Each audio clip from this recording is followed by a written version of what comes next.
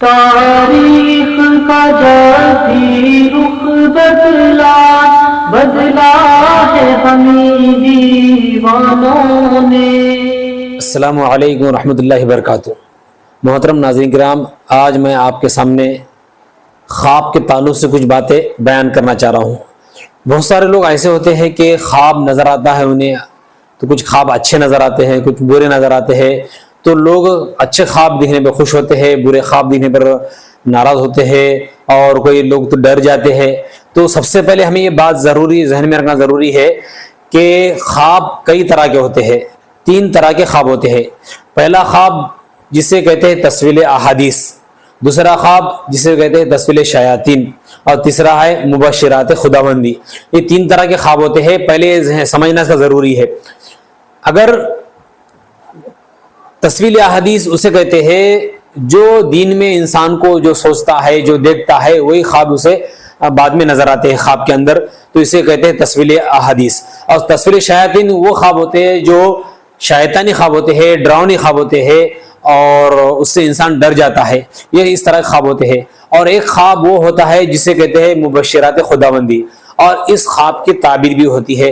یہ خواب ایسے ہوتے ہیں جو من جانب اللہ ہوتے ہیں، اللہ کی طرف سے ہوتے ہیں۔ اللہ تعالیٰ اپنے نیک بندوں کو، چاہے کوئی بھی ہو، ہر انسان کو اس کی طرف اللہ تعالیٰ مبشرات کے ذریعے سے اور اچھے باتوں کے ذریعے سے اللہ تعالیٰ اس کی خواب کے اندر رہنمائی کرتا ہے۔ اسے کہتے ہیں مبشرات خداوندی۔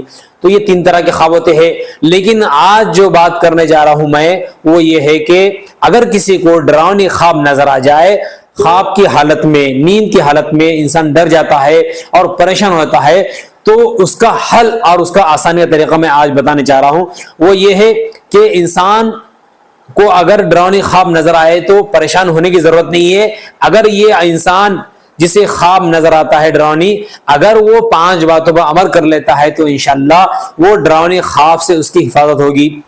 پہلی چیز، سب سے پہلے، جس جانب وہ لیٹا ہوا ہے اور جس پہلو پر وہ لیٹا ہوا ہے اور اسی پہلو پر اسے خواب نظر آ جائے ڈراؤنی، تو اس طرح، تو جس حالت میں وہ بیداری ہو جائے تو فوراً اپنی وہ کروٹ کو بدل دے اور دوسری طرف ہو کر اپنے، مثال کے طور پر سیدھے طور پر لیٹا ہوا تھا اور اسی حالت میں اسے ڈراؤنی خواب نظر آیا ہے، تو اب اسے چاہیے کہ اب اس جانب والی، دائیں جانب والی کروٹ کو بدل دے، اس طرف سو جائے، اور کروٹ بدلنے کے بعد اس طرف رخ کر کے تھو تھو کر دے، اس طرف رخ کر کے تھو تھو کر دے۔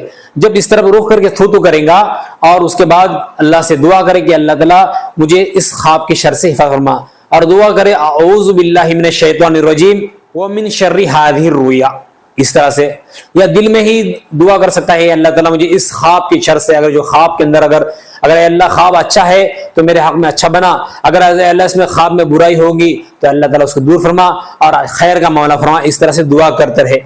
اور دوسرا طریقہ، ایک طریقہ کروٹ بدلنے کا، دوسرا طریقہ یہ دعا مانگنے کا، تیسرا طریقہ یہ ہے کہ اٹھ جائے، نیند سے بیدار ہو جائے، اور نیند سے بیدار ہونے کے بعد سب سے پہلے 3 مرتبہ آیت الکرسی پڑھ لے، اللہ لا الہ الا هو الحی القیوم، یہ اس طرح سے آیت الکرسی پڑھ لے۔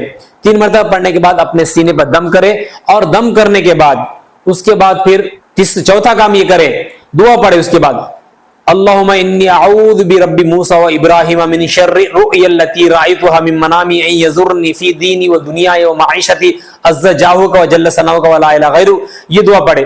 اور اس کا ترجمہ یہ ہے، میں حضرت موسیٰ اور حضرت ابراہیم علیہ السلام کے رب کی پناہ مانگتا ہوں اس خواب کی برائی سے جو میں نے اپنے سونے کی حالت میں دیکھا ہے، بوجہ اس کے کہ مبادا یہ مجھ کو کچھ ضرر اور نقصان پہنچائے، میری دینی اور دنیاوی امور اور میرے روزگار میں الہی تیرا مرتبہ سب سے بڑھ کر ہے، اور تیری تعریف جلیل الشان ہے، اور تیرے سوا اور کوئی عبادت کے لائق نہیں ہے۔ یہ دعا پڑھنے کے بعد اس کے بعد 2 رکعت نماز پڑھے، یہ 5واں کام ہے، 2 رکعت نماز پڑھے، صلاۃ الحاجت نیت کرے اللہ سے، اور صلاۃ الحاجت کی نیت کرنے کے بعد پھر اللہ سے دعائیں مانگے، اے اللہ اس خواب میں اگر برائی ہوں گی تو شر ہوگا تو دور فرما، خیر کے معاملہ فرما، خیر کے فیصلے فرما، اس طرح سے دعائیں مانگے۔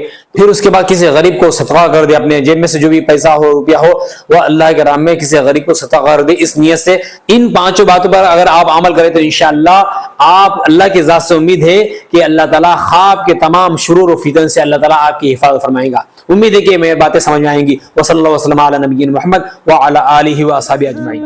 میں ہے دیوبند کی لے، یہ بزم ہے بزم نورانی۔